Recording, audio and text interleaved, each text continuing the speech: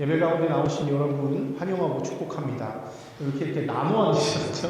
가운데 나무도 없고 이렇게 봐서 이렇게 하셔야 될 것 같은데 가운데 자리를 좀 싫어하시는 것 같습니다. 오늘 본당 조명공사 때문에 이곳에서 오늘 우리가 예배를 드리게 됩니다. 예배 장소 하나 옮겼을 뿐인데 불편한 것들이 이만저만이 아니네요. 중간에 스피커가 막 나가질 않나 여러 가지로 좀 어려운 부분들이 있습니다. 예전에 제가 중학교 때인가요? 막 태풍이 몰아닥치고 비가 하도 많이 내려가지고 수련회 하던 기도원에 전기가 나가고 해서 불 꺼진 상태로 이렇게 찬양하고 예배했던 기억이 나는데 오늘은 뭐 불은 꺼지지 않았고 다시 마이크가 나오기 때문에 그래도 감사한 마음으로 예배를 드릴 수 있을 것 같습니다. 아무쪼록 오늘 예배 가운데 마이크가 끝까지 꺼지지 않기를 바라며 함께 예배 계속 이어가도록 하겠습니다. 우리는 지난 시간까지 요한복음 20장 저와 함께 지금 요한복음 20장 계속 봐오셨고요. 이제 오늘 21장 말씀 나누게 될 텐데요.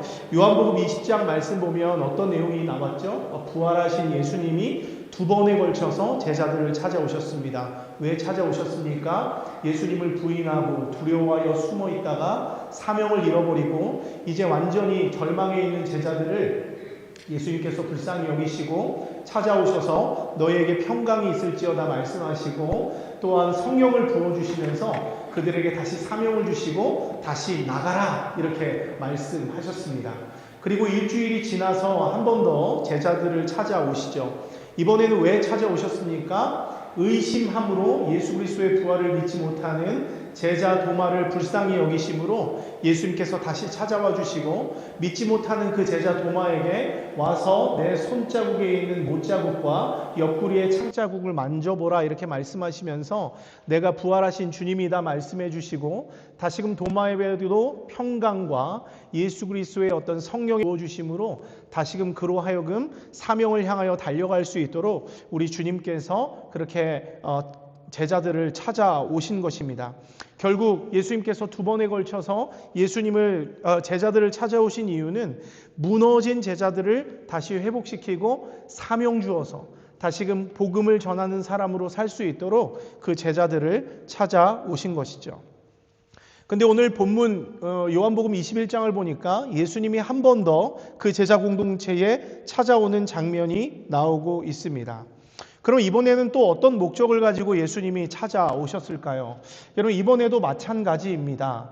예수님께서 그 제자들과 도마들에게 무너진 마음을 세우시고 사명을 주어 보내셨던 것처럼 아직도 그렇게 해야 할 제자가 남아 있었기 때문이에요. 그 제자가 누구일까요? 오늘 우리 본문에서 읽어본 것과 같이 바로 제자 베드로입니다. 예수님은 제자 베드로를 회복시키기 위해서 그 초점을 가지고 찾아오셨어요. 베드로를 회복시키고 무너진 관계를 새롭게 하기 위해서 그를 찾아오신 것입니다. 그런 의미에서 요한복음 21장은 베드로의 신앙 회복을 다루는 장이라고 할 수 있습니다. 여러분 그러면 베드로는 어떤 부분에서 회복을 받아야 할까요? 여러분 우리가 잘 아는 것처럼 베드로는 예수님의 수제자이지만 예수님을 무려 3번이나 부인했습니다. 자신의 입으로 예수님 앞에서 여기 있는 모든 사람들이 예수님을 부인할지라도 나는 주님을 부인하지 않겠다 호언장담했던 베드로입니다. 하지만 정작 예수님이 체포당한 이후에 베드로는 어떤 모습을 보여주고 있습니까? 먼저 넘겨주시면 고맙겠습니다. 요한복음 18장 16절 이하를 보면요. 체포당한 예수님은 밤새 신문을 당하다가 새벽이 되어서야 안나스의 관정으로 끌려가게 됩니다. 그러자 베드로는 그 예수님을 보고 있다가 자기도 따라 들어가요. 그런데 그때 문을 지키고 있던 여종이 베드로를 알아봅니다. 그러면서 뭐라고 이야기합니까? 너도 이 사람의 제자 중 하나가 아니냐? 이렇게 이야기합니다. 깜짝 놀랄 만한 일이죠. 순간 베드로는 어떤 반응을 보입니까? 자신이 다짐했던 대로 여기 있는 모든 사람들이 당신을 부인할지라도 난 주님을 부인하지 않겠습니다. 이런 담대한 믿음의 고백을 올려드리면서 그래 나 예수 그리스도의 제자야 어쩔래 뭐 이렇게 나옵니까? 아니죠. 놀랍게도 믿었던 베드로는 언제 그랬냐는 듯이 나는 아니야. 난 이 사람 몰라 라고 이야기합니다. 예수를 부인한 것이죠. 그 다음 장 넘겨주시면요. 그리고는 날이 추웠는지 사람들이 피워놓은 불 앞으로 가서 태연하게 불을 쬐면서 몸을 녹이기 시작합니다. 밤이었기 때문에, 새벽이었기 때문에 추위를 이기지 못해 불가로 가까이 나가서 몸을 녹였던 것입니다. 그리고 나서 이제 예수님은 다음 넘겨주십시오. 안나스의 집에서 대제사장 가야바의 집으로 보내집니다. 그런데 그 자리에서도 베드로는 여전히 뭐하고 있어요? 불을 쬐고 있습니다. 안나스의 집에서도 가야바의 집에서도 숯불, 불 피워놓은 불 옆에 가서 몸을 녹이고 있는 거예요. 새벽 시간 날이 추웠던 이유도 있겠지만 제 생각에는 아마 베드로의 마음이 더 추웠던 것 같습니다. 예수님을 모른다고 부인한 것이 마음에 걸리고 자신에 대한 실망감 그리고 죄책감 때문에 더욱 추운 느낌이었을 것입니다. 그런데 요한복음 18장 25절 말씀 보니까 사람들이 또 베드로를 알아보고 물어봅니다. 너도 그 제자 중 하나가 아니냐? 두 번째 질문입니다. 그러자 베드로는 이번에도 뭐라고 이야기합니까? 나는 몰라. 난 아니야. 난 저 사람 몰라. 이렇게 두 번째 부인을 합니다. 그런데 이때 결정적인 증인이 한 사람 더 나타나죠. 넘겨주시고요. 바로 예수님 체포 당시에 베드로가 화가 나서 그 종 중에 한 사람을 칼로 이렇게 베어버리는데 귀가 잘리는 일이 일어납니다. 그 사람의 이름이 말고였거든요. 근데 그 자리에 있었던 말고의 친척, 그 대제사장 중에 종이었던 말고의 친척이 그 자리에 있었던 것이죠. 그래서 그 사람은 자신의 친척이 귀가 잘려나가는 걸 봤기 때문에 베드로를 똑똑하게 기억하고 있습니다. 그래서 이렇게 말하죠. 내가 동산에서 이 사람과 함께 있는 것을 내가 분명히 보았다. 더 이상 빠져나갈 길이 없는 상황입니다. 그러나 베드로는 이번에도 나는 아니야. 저 사람 몰라라고 강하게 부인합니다. 마태복음과 마가복음에 따르면 베드로가 저주하여 맹세하며 난 이 사람 알지 못해라고 말했다고 전합니다. 베드로가 아주 강한 부정으로 예수 그리스도를 부인했음을 보여주는 말입니다. 여러분, 이처럼 베드로는 불을 쬐면서 무려 3번이나 예수님을 부인했습니다. 그 순간 어떤 소리가 들립니까? 멀리서 닭이 우는 소리가 들립니다. 아마 그 닭이 우는 울음소리는 베드로의 양심을 깊이 찌르는 소리였을 것입니다. 닭이 울기 전에 네가 나를 3번 부인하리라 말씀하셨던 그 예수님의 경고가 선명히 떠올라서 베드로는 괴로웠을 것입니다. 그제서야 베드로는 자신이 무슨 일을 저질렀는지 깨닫게 되죠. 그래서 밖으로 나가서 통곡하며 울었다. 성경은 말씀하고 있습니다. 여러분, 지금 이 베드로의 상황은 스스로가 정말 받아들이기가 어려운 현실입니다. 여러분, 베드로는 한때 예수님으로부터 너는 이제 물고기를 잡는 어부가 아니라 사람을 낚는 어부가 될 거야 라는 약속, 부르심을 받았습니다. 그래서 어부 일을 그만두고 사명을 따라서 예수님의 제자가 되었습니다. 지난 3년간 예수님을 따라다니면서 그가 보여주신 하나님 나라 복음을 직접 눈으로 체험하였고요. 수제자로 활약하였습니다.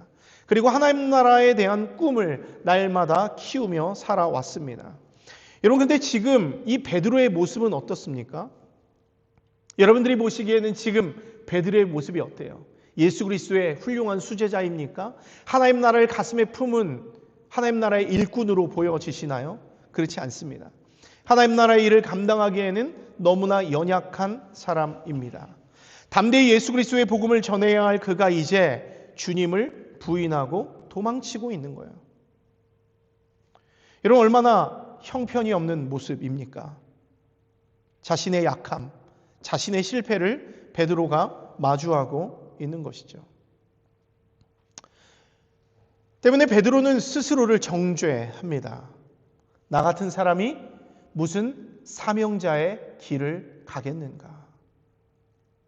이렇게 생각하면서 예전에 하던 대로 그냥 물고기나 잡으러 가자 하고 갈릴리 호수로 돌아와서 물고기를 잡고 있는 것입니다. 여러분, 저는 오늘 이 본문을 묵상하면서 개인적으로 베드로의 마음을 충분히 이해합니다. 여러분, 제가 생각하기에 이 베드로의 배신은 계획적인 배신은 아니었던 것 같습니다. 여러분들은 어떻게 생각하시는지는 모르겠지만 유다처럼 계획적인 배신은 분명히 아니었을 것입니다. 베드로는 분명히 예수님을 너무나 사랑했던 제자입니다.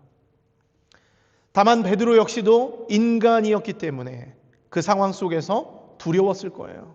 그래서 그 위기를 모면하기 위해서 본능적으로 예수님을 부인했던 것 같습니다. 즉 인간의 연약함에서 나온 실수였다고 하는 것이죠. 여러분, 실제로 그렇지 않습니까? 사람은 순간에 실수할 수 있고요, 연약함 때문에 넘어질 수 있습니다. 우리들 역시도 믿음을 가지고 살고 있지만 나는 그리스도의 제자요, 그리스도의 자녀요, 그리스도의 신부라고, 하나님의 백성이라고 날마다 우리가 믿음으로 고백하지만 우리들 역시도 삶의 현장에서 날마다 실수하고 실패하고 넘어집니다. 그게 우리의 모습인 것이죠. 여러분, 그런데 문제는 무엇일까요? 여러분, 누구나 인간은 실수할 수 있어요. 실패할 수 있습니다. 주님 앞에 부끄러울 수 있습니다. 근데 문제는 무엇이냐면 어떤 사람은 이런 실수 앞에 자신을 용납하지 못하는 거예요. 내가 어떻게 이럴 수가 있지? 내가 예수 그리스도의 제자인데 내가 어떻게 예수님을 이렇게 배신할 수 있지? 스스로를 용납하지 못하는 거예요. 스스로를 용서하지 못하는 거예요. 어떻게 보면 이런 사람들 안에는 완벽주의적인 성향이 있는지 모르겠습니다. 나는 완벽해야 돼. 난 주님 앞에 좀 더 똑발라야 돼. 좀 더 정직해야 하고 완전해야 돼 라고 생각하고 있는지도 모르겠습니다. 그러다 보니까 스스로를 정죄합니다. 심하게 자기를 깎아내립니다. 나 같은 놈은 안 된다. 나 같은 사람은 자격이 없다. 그러면 그렇지. 내가 그러면 그렇지. 내 주제에 맞게 살아야지라고 하면서 자신의 전 존재를 무너뜨리는 거예요. 주님은 우리에게 그렇게 말씀하고 있지 않는데 스스로가, 내 주변의 사람 역시도 나에게 그런 말 하고 있지 않는데 내 스스로가 나를 그렇게 깎아내리는 거예요. 여러분, 저도 절망할 때가 있습니다. 그리스도인으로 살아가면서 제 자신을 보면서 실패하고 실수하고 너무나 연약한 제 자신에 낭망할 때가 있어요. 그때 제 아내가, 심지어 우리 아들들이, 자녀들이 아빠 괜찮아, 아빠 그래도 멋있어, 아빠 그래도 대단해 이렇게 얘기해 줍니다. 근데 제가 저를 용서하지 못해요. 제가 저를 용납하지 못합니다. 내가 그래도 목사인데, 내가 그래도 그리스도인이고 오랫동안 신앙생활을 했는데 내 모습이 이게 뭔가 속상해서 저를 용서하지 못할 때가 있습니다.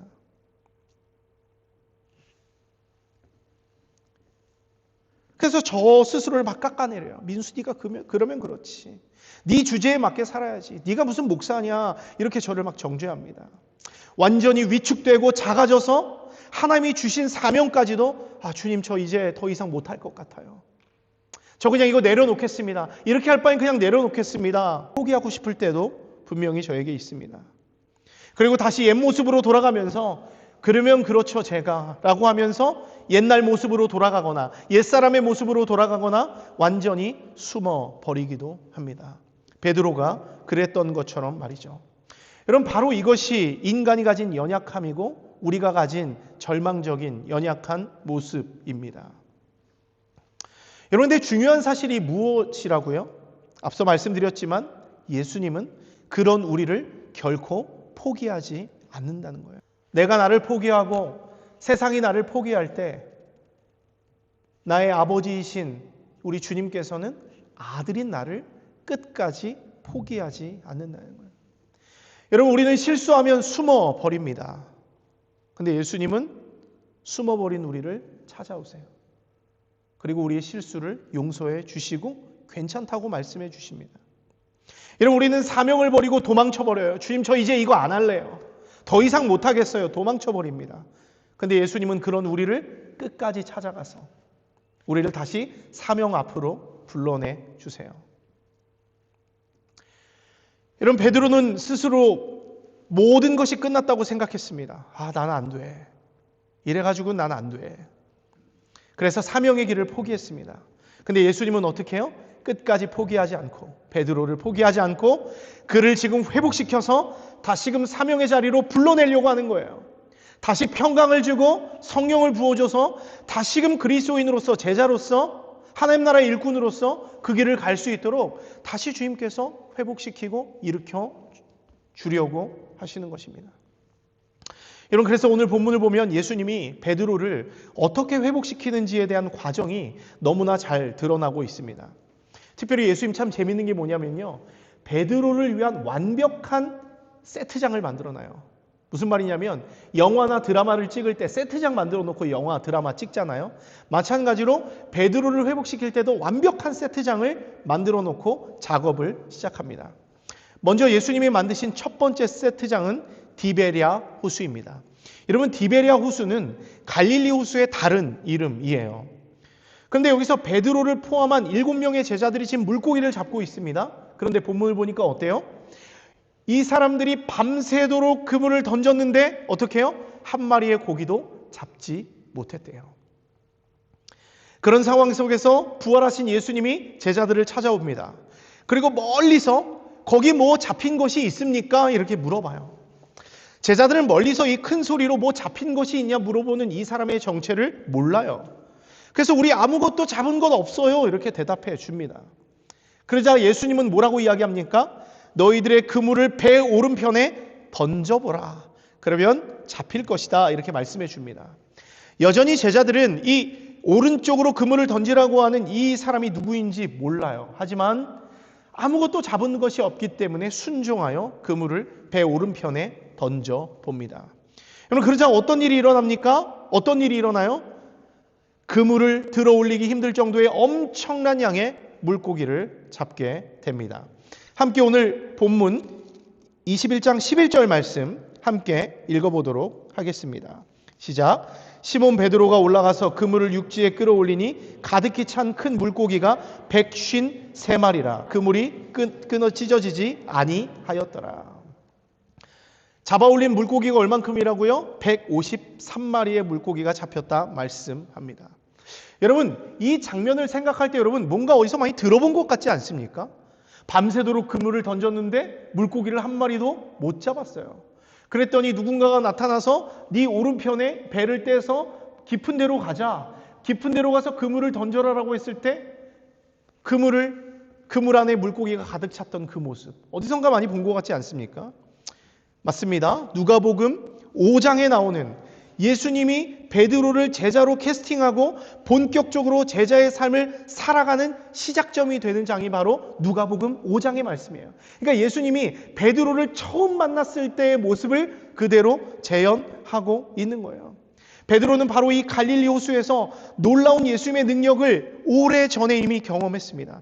그날도 물고기가 한 마리도 잡히지 못해서 절망에 있었는데 예수님이 베드로의 텅 빈 배 위에 올라타셔서 깊은 데로 가서 그물을 던져라 말씀하시고 텅 비어있는 그 베드로의 배, 그리고 텅 비어있는 그 베드로의 마음에 성령의 충만한 은혜를 가득 부어주심으로 만선의 기쁨과 회복의 기쁨을 오래전에 예수님을 처음 만났던 그날에 그렇게 부어주셨던 것이죠. 그런데 오늘도 마찬가지입니다. 아무것도 잡히지 않은, 그리고 실패하고 절망해서 아무것도 채워져 있지 않은 그 베드로의 배 위에 예수님은 엄청나게 많은 물고기를 잡은 만선의 사건을 다시 한번 재현해 주심으로 처음 부르심을 받았던 그날로 베드로를 데려갔고요. 처음 제자의 삶을 시작했던 그 첫사랑의 추억을 베드로로 하여금 다시금 생각나게 함으로 내 사명이 무엇이었는가를 다시금 깨닫게 해주고 있는 장면입니다. 얼마나 디테일합니까? 내가 넘어져 있는데, 무너져 있는데 처음 내가 예수님을 만났던 그 자리로 데려가서 그 예수님의 깊은 사랑을 다시금 생각나게 만들어 주고 있는 것입니다. 여러분, 두 번째로 예수님이 만드신 세트장은 아침 식사의 자리예요. 여러분, 엄청난 양의 물고기를 들어 올리는 순간 그제서야 제자들은 예수님을 알아봅니다. 예수님의 사랑하는 제자 요한이 주님이시다 이렇게 외치니까 베드로는 그 한마디에 바닷속으로 뛰어들어요. 50칸쯤 되니라 무려 100m의 거리를 달려서 예수님 앞으로 달려갑니다. 그런데 육지에 올라오니까 어떤 광경이 펼쳐져 있습니까? 9절 보세요. 9절 보니까 육지에 올라와 보니 숯불이 있는데 그 위에 생선이 놓였고 떡도 있더라. 여러분, 주님께서 이런 거 왜 올려놨을까요? 그냥 올려놓은 거 아니에요. 여러분, 예수님이 제자들을 위해서 따뜻한 불 피워주고요, 아침 식사 마련해주고 계세요. 호텔 조식은 아니지만 흡사한 조식을 만들어주고 있습니다. 춥고 고된 새벽 고기잡이에 지친 제자들에게 차려진 최고의 식탁입니다. 여러분, 근데 베드로에게 이 장면 봤을 때 어땠을까요? 불이 펴져 있고 생선과 떡이 있어요. 여러분, 베드로에게 이 장면은요, 앞에는 행복한 장면이잖아요. 첫사랑, 예수님이 나를 불렀을 때 그 첫사랑의 장면이잖아요. 이건 트라우마예요. 상처의 모습입니다. 여러분, 생각해 보십시오. 오늘 본문 4절에 의하면 지금 시간은 날이 새어갈 때라고 말하고 있어요. 밤이 샜습니다. 베드로가 예수님을 부인하던 그날과 비슷한 새벽 시간대입니다. 본문에서 닭이 울었다는 얘기는 없지만 아마 곧 닭이 울 것입니다. 여러분, 더군다나 그날 새벽과 같은 차가운 공기 때문에 당장 몸을 녹일 따뜻한 불도 필요합니다. 근데 다음 한번 넘어가 볼까요? 근데 지금 베드로의 눈앞엔 뭐가 타고 있어요? 숯불이 타고 있습니다. 특별히 오늘 본문 9절에 나오는 숯불이라고 하는 단어는 요한복음에서 딱 2번 나와요. 하나는 지금 21장 9절에서 예수님이 제자들을 위해서 피우신 숯불이에요. 또 다른 하나는 요한복음 18장 18절에 나옵니다. 여기에 나오는 숯불은 뭘까요? 바로 베드로가 예수님을 부인했을 때 쬐었던 그 숯불입니다. 그런데 예수님의 이 숯불과 베드로의 숯불이 같은 단어라고 하는 것이죠. 그러니까 요한복음 저자는 뭔가 어떤 두 사건을 의도적으로 지금 연결시키고 있다는 것을 우리가 느낄 수 있습니다. 여러분, 어쨌든 베드로가 예수님을 3번 부인했던 그때와 비슷한 시간에 자신의 몸을 녹여주던 그 숯불이 자신의 눈앞에 놓여져 있는 거예요. 순간 베드로는 잊고 싶은 악몽이 떠오르는 거예요. 그 숯불을 보니까. 스멀스멀 올라오는 그 죄책감 때문에 따뜻한 불을 피워주시는 예수님의 얼굴을 볼 면목이 없는 것이죠. 차리신 이 식탁에는 또 다른 의미가 숨겨져 있어요. 넘겨주세요. 지금 예수님의 숯불 위에는요, 물고기와 떡이 구워지고 있습니다.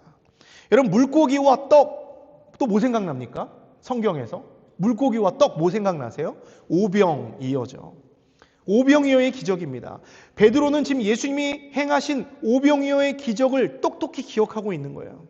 물고기 2마리와 떡 5개로 5,000명을 먹이신 그 기적은 베드로에게 엄청난 충격이었어요. 베드로는 그렇게 놀라운 능력을 행하시는 예수님을 보면서 이분이야말로 옛적부터 선지자들이 예언한 메시아구나라는 것을 확신했습니다. 그리고 내 인생을 이런 놀라운 분인 예수님과 하나님 나라에 걸어야겠다고 다짐했을 거예요. 그 오병이어 기적은 이 베드로에게 또한 좋은 기억으로 남겠죠. 여러분, 그런데 이런 복잡한 감정이 교차되고 있을 무렵에 이제 아침 식사가 시작됩니다. 예수님은 기쁜 마음으로 제자들을 초청하면서 이리 와서 조식 먹어라, 조반을 먹어라 말씀합니다. 그러면서 직접 떡과 생선을 가져다가 높이 드시고 이렇게 딱 떼는 거예요. 여러분, 이때 베드로는 또 떠오르는 장면이 있어요. 자, 예수님이 이렇게 떡을 이렇게 떼는 장면. 그럼 무슨 장면일까요? 성찬식 장면이겠죠. 예수님과의 최후의 만찬입니다. 예수님께서 잡히시던 날 밤에 예수님은 제자들을 모으고 마지막 식사를 합니다. 예수님은 떡과 포도주를 나눠주면서 이것은 너희를 위한 나의 살과 피니 나를 기념하라, 이렇게 말씀하세요. 이건 뭐예요? 잠깐 후면 있을 예수님의 십자가 고난에 대한 예언입니다. 그러면서 예수님은 제자들의 배신을 예언해요. 그런데 그때 베드로가 뭐라고 이야기했습니까? 그때 이 얘기한 거예요. 주님, 제가 여기 있는 모든 사람들이 주를 버릴지라도 나는 주님을 결코 버리지 않겠습니다. 충성을 다짐했습니다. 그런데 예수님은 오늘 밤 다 굴기 전에 네가 나를 3번 부인하리라, 이런 대답을 대신 주세요. 그런데도 베드로는 이 말씀에 대꾸하여 내가 주와 함께 죽을지언정 주를 부인하지 않겠습니다, 이런 말을 합니다. 하지만 베드로는 어때요? 이런 굳건한 다짐을 지키지 못했어요.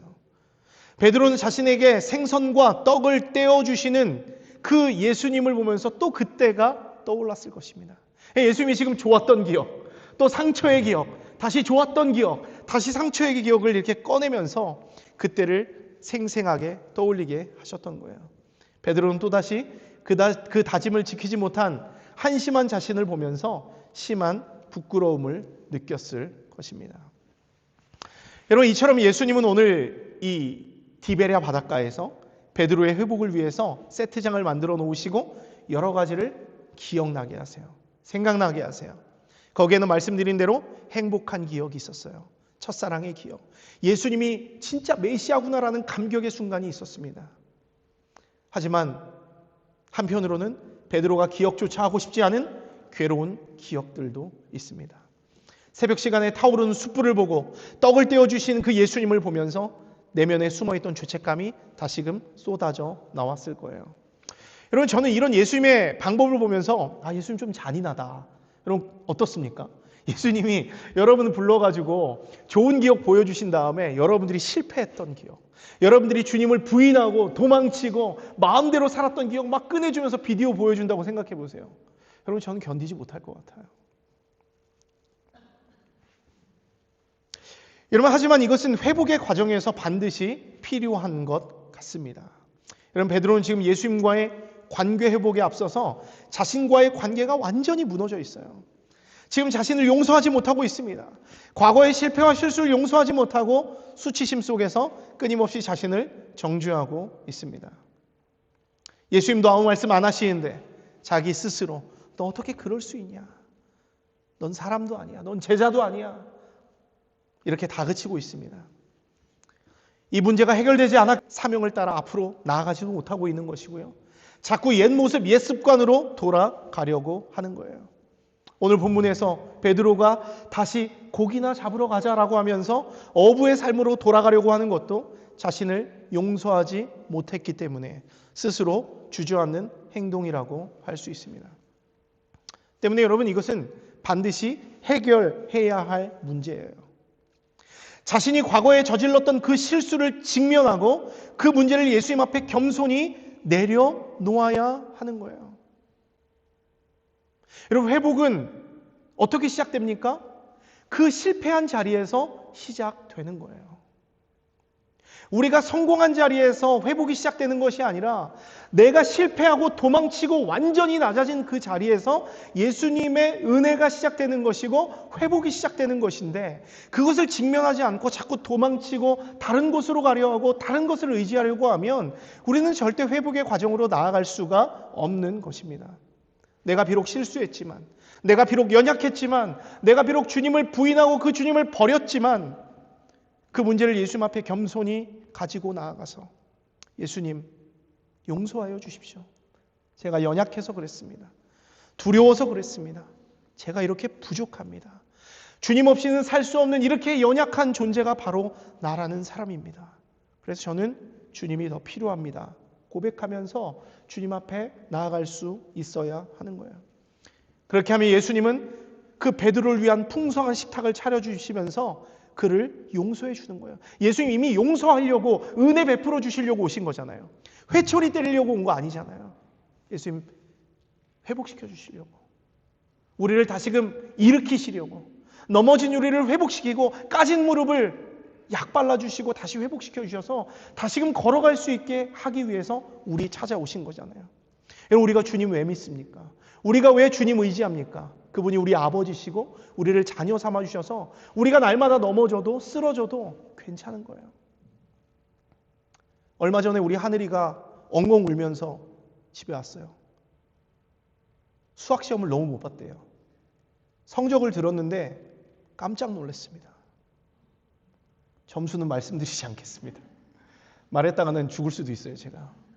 근데 아빠로서 너무 좌절스러운 점수였습니다. 화가 치밀어 올랐어요. 혼내고 싶었습니다. 너는 공부를 평소에 그렇게 안 하더니 결국 그 점수 받아오는구나, 이렇게 막 화내고 싶었습니다. 근데 제가 뭐라고 했는 줄 아세요? 옷 입어. 그런 다음에 옷을 입혔어요. 아빠 어디 가? 쫀 거죠. 아빠가 갑자기 옷 입으라고 하니까. 어디 가려고? 범밀몰 가자. 왜? 너 뭐 갖고 싶은 거 있어?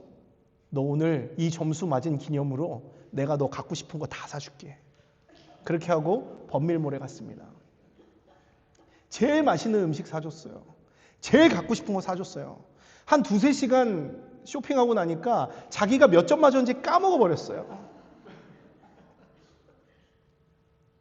그러면서 제가 뭐라고 했는 줄 알아요?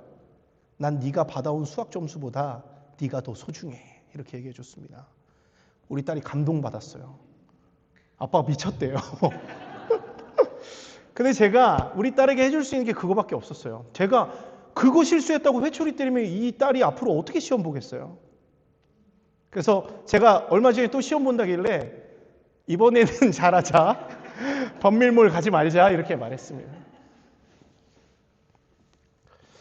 여러분, 우리 주님은 그런 분이신 것 같아요. 우리 회복시키시려고. 괜찮아. 일어나. 괜찮아. 이거 하려고 오신 것 같아요. 베드로에게도 마찬가지죠. 우리가 할 건 뭐예요? 우리의 연약함, 우리의 부족함, 그것들을 주님 앞에 내려놓고 주님 앞에 하나님 저 이렇게 부족합니다. 은혜 베풀어 주세요. 이렇게 말할 수 있는 용기, 믿음이 필요한 거예요. 여러분, 예수님은 우리를 향한 변함없는 사랑을 날마다 보여주세요. 예수님의 사랑은 조건적인 사랑도 아니고요. 상황 따라 변하는 사랑도 아닙니다. 예수님의 사랑은 무조건적인 사랑이고 세월이 지나도 변하지 않는 사랑이에요. 여러분, 찬송가 135장 3절을 보면 우리 마지막 시트 좀 보여주시고요. 여기 찬송가 전 3절이 참 좋더라고요. 여기 이렇게 되어 있습니다. 한번 불어보겠습니다. 허물 많은 베드로를 용서하시고 의심 많은 도마에게 확신 주시고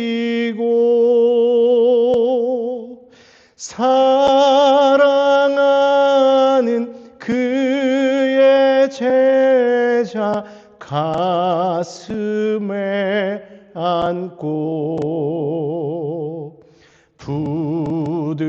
부드러운 사랑으로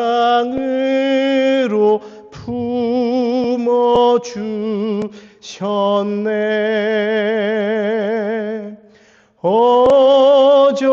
어저께나 오늘 이나 영원무궁히 한결같은 예수께 찬양합니다.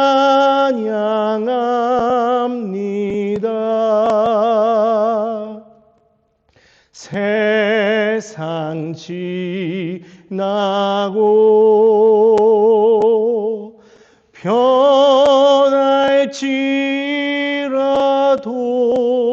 변할지라도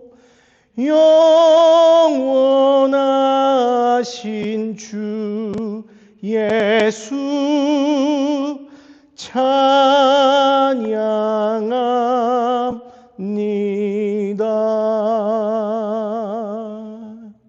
아멘.